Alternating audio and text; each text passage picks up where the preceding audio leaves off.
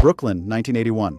I was 24 years old. Rivka and I had been married 3 years, and we had one child, our daughter Miri, and we lived in a small apartment on Eastern Parkway. 2 rooms and a kitchen that smelled like old wood, and the cooking from the apartment below drifting up through the walls. I had just taken my first real position at the synagogue. The salary was modest, which is a polite way of saying it was not quite enough. There was a Thursday evening that autumn. I remember it was autumn because the radiator had started its knocking. That particular sound it made, like something patient trying to get in from the cold, and I sat down at the kitchen table after Miri was asleep. I took out the piece of paper I had been avoiding for 2 months. I laid out what we owed, every amount, every name, on paper, in the kitchen light in front of me. And I sat there, my friend, and I felt something I did not have a word for at the time. It was not fear exactly. It was not shame exactly. It was something quieter and heavier than either of those. More like, I was sitting at my own kitchen table in my own apartment, and I did not feel like the master of it. I felt like a guest, like someone who was permitted to be there, but only conditionally. Like a man who was present in his own life, but not quite in charge of it. Have you ever felt that?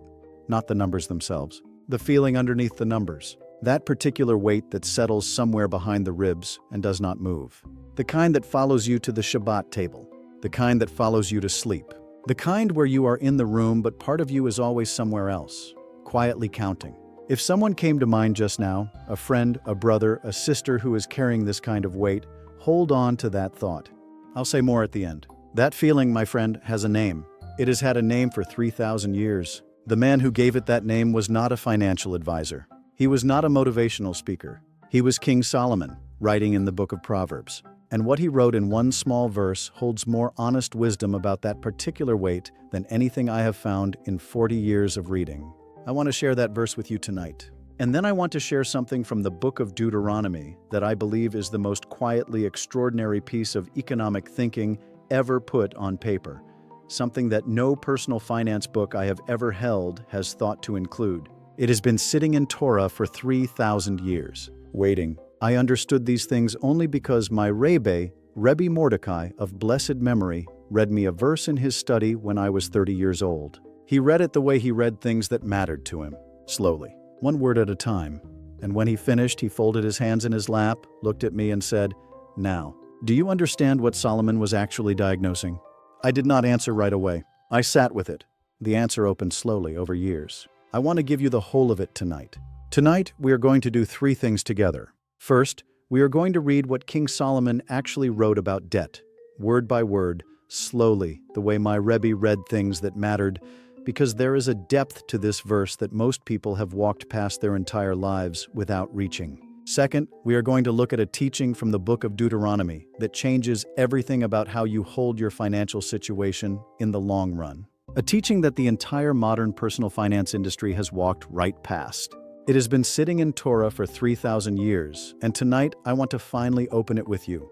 And third, we will close with 3 practices. Not a program, not a system, not a 12-week plan. 3 quiet things rooted in what Torah has been saying since before the first bank was built. Things you can try this week with what you have, where you are. I am not going to promise that anything changes overnight. This teaching is old and honest and slow. In my experience, the slow things are the ones that actually hold. It was the spring of 1981.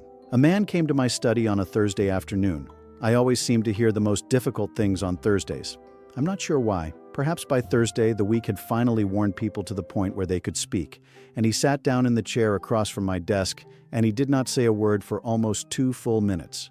His name was Herschel. He was a printer by trade, 42 years old. Thick shoulders, a firm handshake, the kind of man you could tell at once had worked hard all his life. He had been part of the congregation for about 10 years, a quiet presence, always at the back of the sanctuary, always the one who came early to set up chairs and stayed late to fold them. His hands were ink-stained. Even on Shabbat, when he had clearly scrubbed them well, you could still see the faint gray lines and the deep creases of his knuckles. The mark of a man who had spent his life at the press. I waited. When a man sits down and cannot find his first word, you wait. You do not fill the silence. You let it sit there with him until he is ready to break it. Finally, he said, "Rabbi, I don't feel like myself anymore." I asked him what he meant. He shook his head slightly, the way people do when they are reaching for words and finding only approximations. He said, It's like something is standing on my chest, all the time, even when things are fine. Even when I'm at the Shabbat table and the candles are lit and the food is good, I'm not really there. Part of me is always somewhere else. Counting. I said, "Herschel, what are you counting?" And that question opened him. He began to name what he owed: the bank, a loan from his brother-in-law, a generous man who had given the money without complaint, which somehow made the weight of it worse, a payment arrangement with a supplier who had been patient for a long time and was growing less patient, a credit card balance that had climbed during a difficult winter when work at the press slowed down. He named them one by one, his voice steady but quiet. And as he did, I watched something happen that I have never forgotten in 40 years of sitting across from people in that room. He got smaller, not physically, but something in his posture changed. His shoulders drew in, his eyes moved to the floor. Each debt he named seemed to take something from him in the very act of naming it. By the time he finished, he was sitting differently than he had walked in. He looked like a man who had just confirmed something he had been afraid to say out loud. He looked up at me. He said, "I feel like I'm not working for myself anymore, Rabbi. I'm working for them. I'll be honest with you, my friend. I was 24 years old. I had been ordained less than a year. I had no polished wisdom to give him. But I had one thing, a small Bible that my Rebbe had placed in my hands when I took this position. He had written a single verse on the inside cover in his careful handwriting. I had read that verse many times. I had thought I understood it. Sitting across from Herschel, listening to him say, 'I'm working for them,' I understood it for the first time. I reached for the Bible. I found the Book of Proverbs, chapter 22, verse 7. I read it to Herschel the way Rebbe Mordecai had once read it to me, slowly, one phrase at a time. The room was quiet for a moment after I finished. Herschel looked at the book, then at me. He said, "That's it? That is exactly what it feels like." How did he know? I said, "Solomon always knew." That was his particular gift. Not just the depth to see clearly, but the words to name exactly what he saw. And what he saw, 3,000 years ago, was exactly what Herschel was living in that office on that Thursday afternoon. Exactly what you may be living right now, in whatever form it has taken in your life. We stayed in that room a while longer. I made tea. We talked. I did not solve Herschel's problem that afternoon. Problems like his are not solved in an afternoon, and I want to be honest about that. But something shifted in the room, something real. Herschel had come in carrying a weight with no name. He left knowing the weight had a name. And a thing with a name, even when it is a hard name, is something you can begin to face. There is something that happens when we bring a thing into the light. I have seen it in that office more times than I can count. A person walks in with their burden invisible, pressing down but shapeless, unnamed, and leaves with something that has a form. A shape you can see is a shape you can work with. It is the difference between fighting in the dark and fighting with your eyes open. And here is where the Torah opens its door for us. Proverbs chapter 22, verse 7. The rich rules over the poor, and the borrower is slave to the lender. The second half. The borrower is slave to the lender. Most people who encounter this verse read it as financial advice. Solomon is cautioning you. Borrowing puts you in a difficult position. And that reading is not wrong, but it is not what Solomon is primarily doing here. Solomon was, above all else, a physician of the soul. The man who wrote the Book of Proverbs, the man who wrote Ecclesiastes, the wisest king in Israel's tradition by any account. And when he wrote this verse, he was not writing a budgeting tip. He was writing a diagnosis. The word that gets translated as slave in English, in the original Hebrew, it is a word pronounced ved. And that word is not soft. It is not a debtor or someone who is in a tight spot. The word ved is the same word the book of Exodus uses to describe the Israelites in Egypt. The very same word, not a borrower who is inconvenienced. A slave, a person who belongs to another. Solomon looked at what debt does to a person on the inside, what it does to their sense of themselves, their agency, their feeling of standing in their own life as someone who belongs there. And he chose the heaviest word in the language to describe it. He was not punishing anyone. He was telling the truth. And a diagnosis that is true is the kindest thing a physician can give, because you cannot heal from something you have not named. My Rebbe Mordecai, of blessed memory, used to say, when you read Solomon, do not ask what you should do. Ask what he is describing. Because a diagnosis that sees clearly is worth more than 100 prescriptions that miss the illness entirely. Herschel said it without knowing he was quoting Proverbs. I'm working for them. That is ved. That is the word Solomon chose. Now, there is a second verse I want to share with you, and it pulls in a different direction. It is in the book of Deuteronomy, chapter 28, verse 12. Moses is speaking to the people of Israel before they enter the promised land, and he is drawing a portrait of what a life of blessing and covenant looks like. He says, "You shall lend to many nations, but you shall not borrow." Think about that. Not as a command, as a picture. What does the Torah imagine when it imagines a person living in fullness and freedom? It imagines a person who has enough. Not just enough for themselves, enough to extend, enough to give. The vision is not get by. It is not make the minimum payment. It is, you are the one whose hand is open. You are the one who can offer something to another.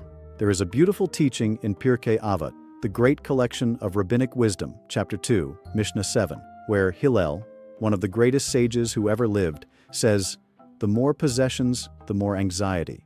Not more happiness, more anxiety. What does Hillel mean by this? He is saying that possessions make demands. They require your attention, your worry, your management. And the question Torah keeps returning to is not, how much do you have? The question is, what is your relationship to what you have? Are you holding it, or is it holding you? The Torah's portrait of financial dignity is a life of enough. And debt in that portrait is not a moral failure. It is a reduction in freedom, temporary in most cases, but real and worth taking seriously. I'll be honest with you, my friend. I read the verse in Deuteronomy for years and felt something close to accusation in it. You shall lend, but you shall not borrow. I was in debt at 24. Most of the people who came to my office over 40 years were carrying some form of debt. The ideal felt very far away from where I was sitting. It took me a long time to understand that this verse was not a measuring stick. It was a compass. It was pointing somewhere. It was saying, this is the direction. Start walking, even one step at a time. You may not be at lend to many nations tonight. That is fine. The compass does not care where you are standing. It only shows you which way is north. Now I have to be honest with you, my friend. Most people read this and they miss something gentle. The first thing people miss is this. They read Solomon and they hear a verdict. You borrowed. You became a slave. You failed. That is not what he wrote. Let me say it plainly. A doctor who tells you your arm is broken is not punishing you for the fall. He is giving you the truth so that the right care can begin. Solomon was not standing over Herschel with a pointed finger. He was sitting beside him with an honest word, the way a good physician sits beside a patient. Debt is ved. That is true. But in Torah, slavery is never the last word. We are the people who were slaves in Egypt, and we walked out. That is not a metaphor. It is our origin story. And we tell it every year at the Passover table so that we never forget. The narrow place is not a permanent address. The second thing people miss, and this is the piece I find most extraordinary in all of Torah, and the piece that no financial book I have ever held has thought to include, is what comes next. In the book of Deuteronomy, chapter 15, verses 1 and 2, there is a law. Moses says, "At the end of every 7 years you shall grant a release. Every creditor shall release what he has lent to his neighbor." Every 7 years, debts are released. I want you to sit with that for just a moment, not hurry past it. This is not advice. This is not a suggestion. This is a law built into the architecture of a society. Every 7 years, the debt calendar resets. The person who owed, they are released. Not because they earned it, not because they were disciplined enough, not because a good year finally came, but because God looked at the human tendency to fall into debt, the weight of ved settling quietly over a life, and he said, I am not going to let this be permanent. I am writing forgiveness into the calendar. This law is called the Shemitah, pronounced Shemitah, the release. The specific release of money debts is the Shemitah of money, and the principle underneath this law is something I have been thinking about for 30 years. God did not just warn us that debt is dangerous. He designed a world in which debt has an expiration date. Think about what that means for the person sitting at the kitchen table with a piece of paper in front of them. The Torah is saying you are not trapped. The structure of time itself is on your side. There is a built-in rhythm to the world. Work and rest, holding and releasing, sowing and harvesting, and debt is not exempt from that rhythm. Debt, too, has a release woven into the calendar. That is not a small thing.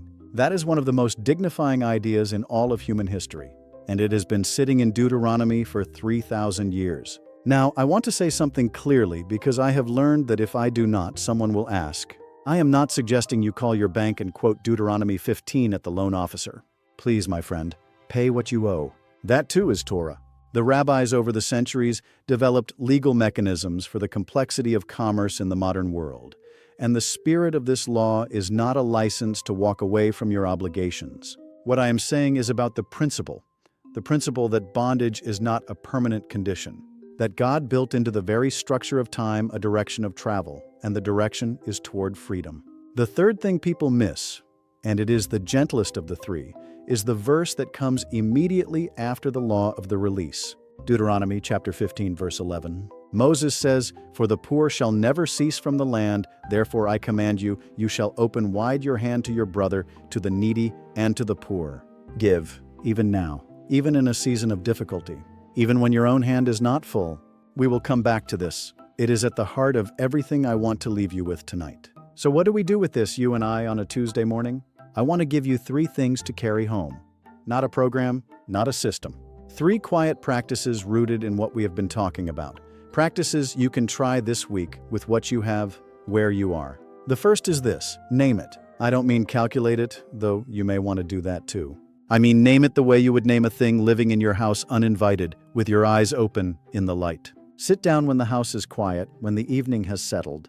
Take out a piece of paper. Write down what you owe, every amount, every person or institution, in ink, in front of you. I know the instinct is to avoid this. Most people avoid it, not because they don't know what they owe, but because seeing it all assembled in one place, on one piece of paper, feels like walking into a room where the walls are too close. It feels like the naming will make it more real. But here is what I have learned, my friend. Aved only has its full power over you in the dark. It grows largest when it is unnamed, when it lives in the back of the mind as a shapeless weight rather than a list of specific things. When Herschel sat in my office that afternoon and named each debt out loud, the bank, the brother-in-law, the supplier, the card, something changed in the room. Not the numbers. The numbers were exactly the same when he left as when he arrived. But he was different. He had brought what was in the dark into the light. And a thing you can see, you can begin to face. A thing you can face, you can begin to walk toward. My Rebbe used to say, the thing you are afraid to write down is the thing that owns you. Write it down. Take back a little of what it took. You are not the first person to have borrowed more than was comfortable to carry. You will not be the last. You are part of a very old and very human story, and Torah has been speaking to that story since before any of us were born. Write the list. Not as punishment, as a beginning. The second practice is this: build your own direction of travel. What the Shemitah teaches is not that debt disappears if you wait long enough. It teaches that there is a direction built into the structure of time, a direction toward freedom, and once you know the direction, you can take steps in it. Small steps, honest steps. One at a time, pick one debt, the smallest one you currently carry. Not because the larger ones don't matter, they do, and they will have their time, but because the soul needs evidence before it can believe in movement. It needs one small proof that the direction is real, that the walls can actually move. This month, pay a little more than the minimum on that one smallest debt. Not dramatically more. Meaningfully more. Even $10, even $20. And when you make that payment, say to yourself, quietly, just for yourself, I am moving in the direction of my release year. I am taking a step toward the door. It will not change your life in a single week. I want to be honest with you about that, because I think honesty is more respectful than a promise I cannot keep. It will not change your life in a single week, but it might change it slowly, and that is better. A step taken honestly in the right direction, repeated, is how every debt that was ever paid off got paid off. Slowly and with patience. Torah knew that too. It did not say the release comes quickly. It said, keep walking. The release is built into time. The third practice is the most counterintuitive, and I want you to hear it carefully, because it is the one that has surprised the most people over the years when I have shared it. Give something away, even now, even while you are in debt. I hear the objection before you say it. Rabbi, I am the one who needs the hand extended to me. What do I possibly have to give? My friend, I am not talking about a large gesture. I am talking about something small and intentional. A few dollars, a few coins, whatever you can spare without making your situation harder. Because what Deuteronomy 15 verse 11 is teaching, open wide your hand to your brother, to the needy, and to the poor, is not a math transaction. It is a statement about who you are. It is a reminder, given to you by your own hands, that Akved is not your name. The act of giving, even when your resources are thin, says something to your own soul that nothing else can say. It says, I still have something to offer. I am not owned. I am still a person who can open a hand. My Bubby Leah, of blessed memory, she was born in Lithuania at the turn of the last century, and she came to this country as a young woman with almost nothing. She raised her family in Crown Heights through years that were lean and years that were leaner. And every single Friday, without exception, before she lit the Shabbat candles, she would take a coin or a dollar, whatever she had that week, and place it into a small tin on the kitchen windowsill. Her giving tin. It was not large. It was not grand. It was steady. I asked her once when I was about 12 years old, "Bubby, why do you give when you don't always have much to give?" She looked at me the way she sometimes did, a little puzzled that I had to ask.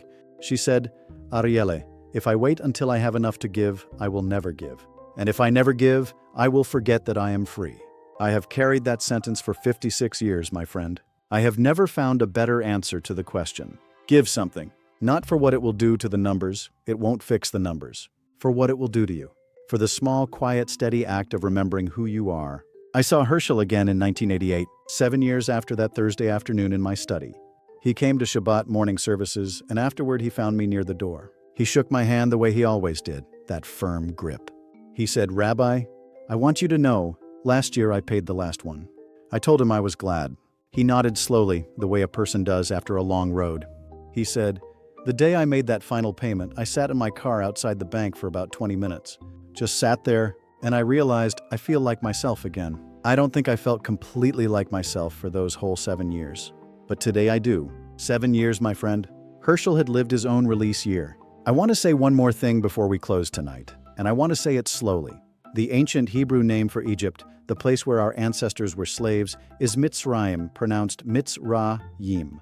And that word means literally the narrow place, the place of constriction, the place where you cannot stand at your full height, the place where the walls feel too close, the air too tight, the horizon impossible to see.